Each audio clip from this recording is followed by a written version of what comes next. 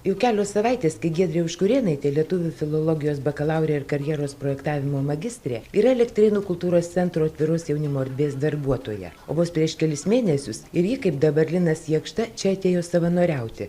Dirbau Lietuvos mokinių neformaliojo ugdymo centre kaip karjeros konsultantė, dirbau mokyklose su mokiniais, tai jau kaip ir turėjau patirties dirbant su jaunimu prieš tai. Vėliau, kadangi projektas tai buvo, jisai pasibaigė ir gegužės mėnesį atėjau čia savanoriauti pagal programą savanorystės.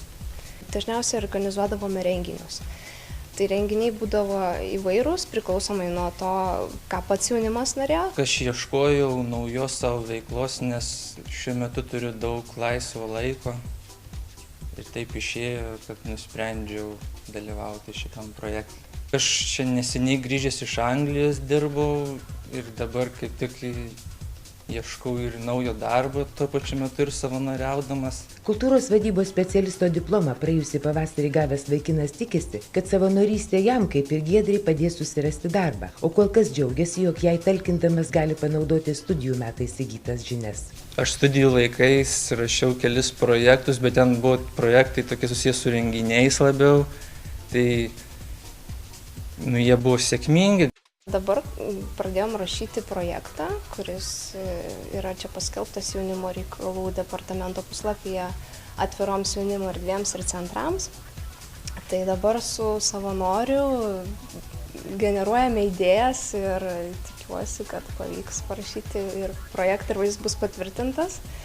Tai šiuo projektu sieksime atskleisti jaunimo talentus per įvairias veiklas, per workshopus vadinamus, per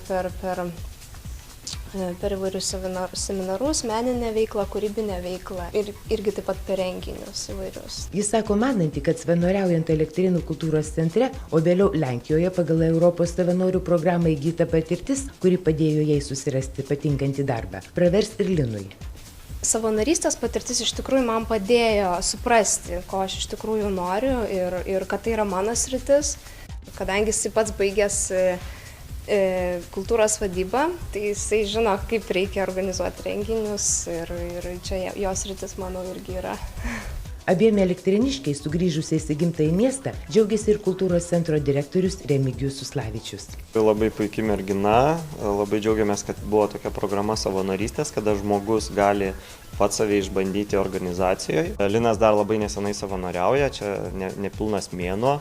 Kažkokio dar ypatingai didelio apibūdinimo negaliu pasakyti, bet kaip ir kiekvienas jaunas žmogus, kuris nori likti savo miestelėje, savo gimtame mieste ir nori kažką sukurti, aš manau, viskas bus gerai. Pasak kultūros centro vadovo, svarbu ne tik tai, kad savanoriaudami jauni žmonės gali išbandyti save, o kai ieško naujo darbuotojo, pirmiausia akys krypsta į buvusius savanorius, nes jau žino, ką jie sugeba. Na ir kada matai, kad žmogus tikrai įsiliejo į kolektyvą ir atneša naudą kolektyvui, žmogiškieji ištekliai, ypatingai maža miesteliai, yra labai svarbus.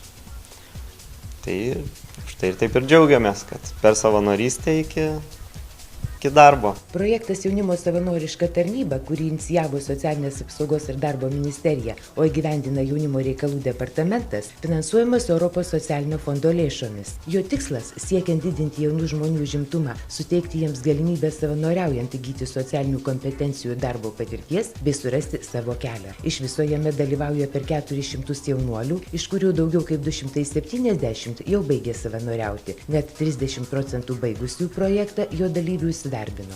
Savanoriais projekte, kuris tęsis iki šių metų vidurio, gali būti visi 16-29 metų jaunuoliai, kurie šiuo metu nedirba ir nesimoko. Svarbu, kad jie būtų pasirengę savanoriškai veiklai skirti 20 valandų per savaitę.